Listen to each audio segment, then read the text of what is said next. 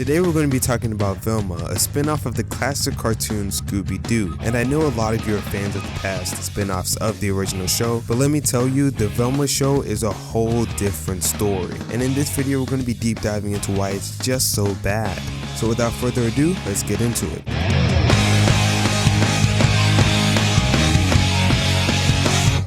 For those of you who may not have heard of the Velma Show, it's a spin-off of the series that focuses on the character of Velma, one of the main characters in the original Scooby-Doo series. The show premiered in 2023, but despite being a spin-off of a beloved classic, the Velma Show just couldn't live up to the expectations of fans. One of the biggest issues with the show is the animation. The original Scooby-Doo series had a unique and distinct animation style that was iconic and beloved by fans, but the Velma Show on the other hand has a much more modern and generic animation style that just doesn't hold up. It's lacking the charm and personality of the original series and just looks like a cheap knockoff. But it's not just the animation style that's the problem.